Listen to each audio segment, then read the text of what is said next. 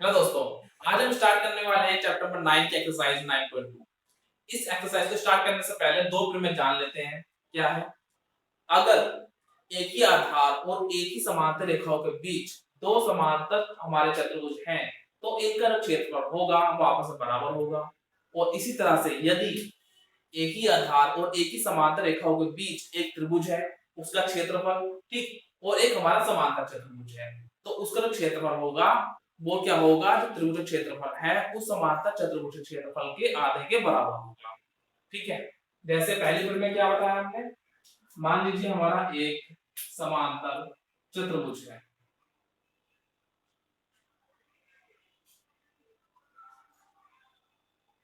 ए B C D. एक हमारा क्या है? समांतर चतुर्भुज है। ठीक है, अब मैंने क्या किया, इस बी से एक पॉइंट एक रेखा खींच दी। ठीक है, और इसको मिला दिया, या मान लो कोई बिंदु पी है। ठीक है, और इसी तरह से इस बीपी के समांतर, इस बीपी के समांतर मैंने यहाँ पे खींच दी है, ये क्यू मान लो आप। ठीक है, तो अब देखिए यहाँ पे क्या है, ए क्यू डी समांतर हमारा यहाँ बन रहा है, और दूसरा बी पी सी एक त्रिभुज हमारा यहाँ बन रहा है। ठीक है, इन आकृतियों के साथ में। तो अब देखो जो हमारा एडी है, ये जो एडी है ये हमारा इस बीसी के समांतर है। ये जो हमारा एडी है इस बीसी के समांतर है। जो एडी है हमारा क्या है? समांतर है बीसी के। ठीक है, और इसी तरह से जो हमारा AQ है इस बीपी के समांतर है। हम पहले बता के चल रहे हैं, जो AQ हमारा किसके? बीपी के समांतर है। ठीक है, और इनका आधार एक ही है, क्या? AB। ठीक है, अब देखो ये जो AD है और ये जो BC है ये आपस में समांतर है, और इनके लिए DB क्या है? DB है वो क्या है? तिर्यक रेखा है। क्या है? DB एक तिर्यक रेखा है। और इसी तरह से अब AQ है, AQ और BP समांतर है। ठीक है, और इसके लिए भी क्या है यार? BP तिर्यक रेखा मान लो।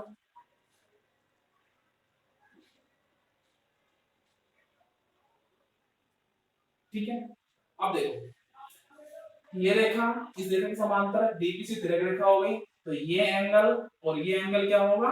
बराबर होगा संगत कोण। ठीक है, तो एंगल लिख देंगे त्रिभुज ए डी क्यू व त्रिभुज बी सी पी में एंगल ए डी क्यू बराबर होगा हमारा एंगल बी सी पी के, क्यों? संगत कोण। ठीक है, और इसी तरह से ये एंगल और ये एंगल क्या होगा? बराबर होगा संगत कोण है, तो एंगल ए क्यू डी बराबर होगा एंगल बी पी सी के, संगत कोण है। ठीक है, इससे पहले हम पढ़ चुके हैं संगत एकांतर कोण। ठीक, अब देखो जब ये कोण क्या है? बराबर है। क्या हमें क्या पता है? त्रिभुज के तीनों कोणों का मान क्या होता है? कि योग का जो नियम है, क्या अगर दो कोण बराबर है तीसरा कोण भी क्या होगा? आपस में बराबर होगा। मतलब क्या है? अगर किन्हीं दो त्रिभुज के दो कोण बराबर हैं तो इसका तीसरा कोण भी क्या होगा? आपस में बराबर होगा। तब क्या कह सकते हैं? ये जो एंगल ए है ये वाला, ये इसका एंगल के बराबर होगा, तो एंगल डी ए क्यू बराबर होगा एंगल सी बी पी के। क्या लिखेंगे? त्रिभुज के कोण योग नियम से। ठीक है, ये भी है, और साथ में और क्या है? इन दोनों त्रिभुज के लिए जो एडी है वो ही क्या है? हमारा बीपी है, और वही हमारा AQ है, वही हमारा क्या है? BC है। ये आपस में क्या है? सब बराबर ही तो है। ये भी लिख सकते हैं हम, क्या लिख सकते हैं? जो AD है वो BC है इसके लिए, इसी तरह से जो AQ है इसके लिए क्या है? BP है। तो हमारा जो त्रिभुज होगा वो क्या होगा? सर्वांग हो गया। क्या लिखेंगे? त्रिभुज ए डी क्यू सर्वांग है त्रिभुज बी सी पी के। ठीक है, आज जब त्रिभुज सर्वांग है तो इसमें क्या होगा, इनका क्षेत्रफल भी आपस में क्या होगा, बराबर होगा। तो इसलिए जो एरिया होगा इनका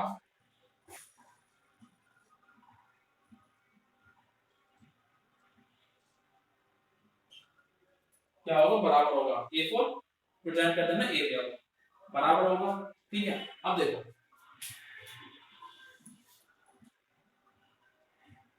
जो है ए बी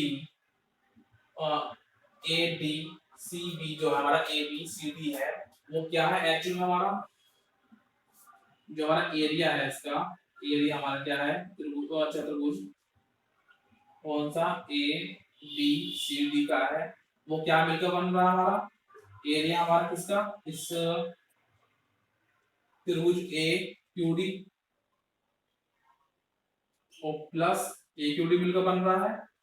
ठीक है, और ये हिस्सा मिलकर बन रहा है, ये क्या है हमारा एरिया, हमारा क्या है, ए बी सी क्यू,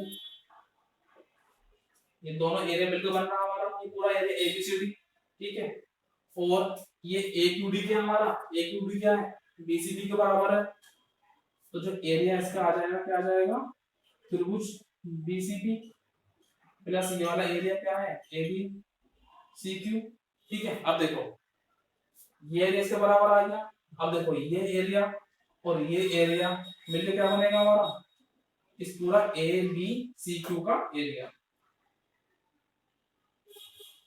तो हमने क्या कहा है, इस चतुर्भुज का क्षेत्रफल यानी एरिया इसका और इस चतुर्भुज का क्षेत्रफल क्या आपस में बराबर है। तो मतलब क्या है, एक ही आधार एक ही समांतर रेखाओं के बीच स्थित दो समांतर चतुर्भुज का क्षेत्रफल होता है वो आपस में बराबर होता है। अगली प्रमेय हमारी क्या, वो क्या था, एक ही आधार और एक ही समांतर रेखाओं के बीच स्थित त्रिभुज का जो क्षेत्रफल होता है वो उस समांतर चतुर्भुज के क्षेत्रफल का आधा होता है। ठीक है, सबसे पहले हमने एक समांतर ए बी सी डी समांतर हमने क्या बना लिया, चतुर्भुज बना लिया है। ठीक है, और मान लीजिए इसकी एक रेखा मैंने ऐसे बढ़ा दी। ठीक है, और इस सी डी को आगे तक बढ़ा दिया। ठीक है, यहाँ बिंदु कोई मिल गया मेरे को पी। ठीक, और मैंने एपी के समांतर ही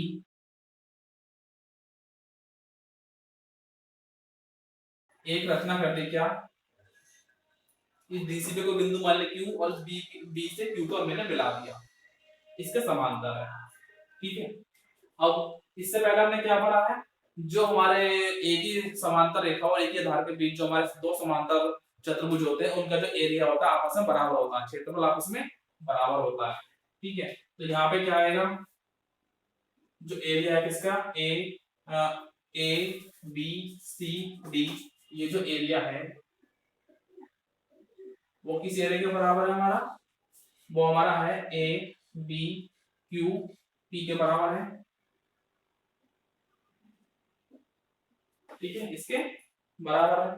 ठीक है, अब यहां देखो एपी बी क्यू समांतर है, ए बी और क्यू पी समांतर है।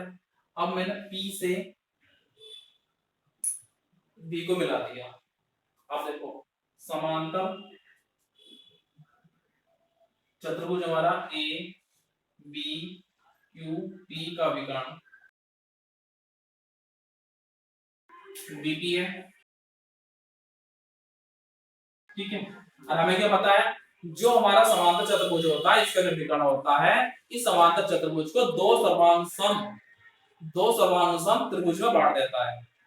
अब यहाँ क्या बन रहा है हमारा, ये जो एरिया है इसमें विकर्ण काटा तो ए बी पी ये त्रिभुज है, दूसरा बी क्यू पी ये दो त्रिभुज है। तो ये दोनों त्रिभुज क्या होंगे, आपस में क्या है, सर्वांगसम होंगे, मतलब सर्वांगसम इनका क्षेत्रफल होगा। तब लेकिन हम जानते हैं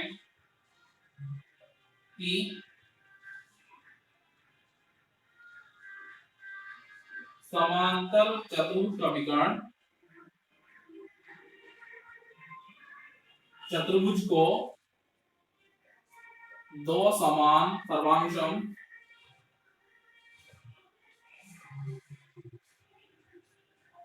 आकृतियों यानी त्रिभुज में बांटता है। ठीक है, सर्वांशों आकृतियों में बांटता है। तो इसलिए हम क्या कह सकते हैं, इसलिए जो एरिया है यानी कि ए बी क्यू पी, इसका जो एरिया है वो क्या कहलाएगा हमारा, एरिया ए बी पी, इस त्रिभुज का एरिया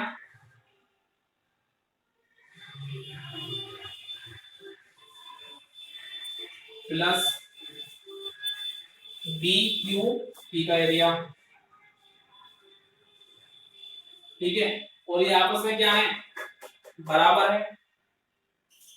तो क्या कह सकते हैं हम, ए आर एरिया के साथ त्रिभुज ए बी पी प्लस, इसको हम क्या लिख सकते हैं, ये लिख सकते हैं कि बराबर होता है।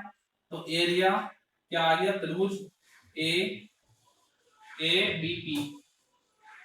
ठीक है, और जो हमारा ए बी क्यू पी है वो क्या है, ए बी सी डी के क्षेत्रफल के बराबर है।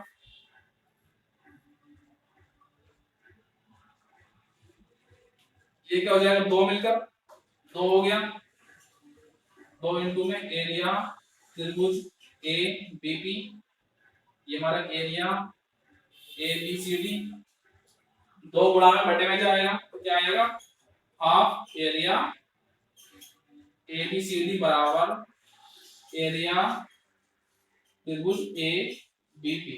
ठीक है, और ये हमने क्या बताया है, जो हमारा त्रिभुज क्षेत्रफल होता है वो चतुर्भुज के क्षेत्रफल का आधा होता है। कब, जब एक ही आधार एक ही समांतर रेखाओं के बीच दोनों आकृतियां स्थित। क्वेश्चन नंबर 1 आगे स्क्रीन पर है, वो कहता है दी गई आकृति में एबीसीडी एक समांतर चतुर्भुज है और एई डीसी पर लंब है और सीएफ एडी पर लंब है।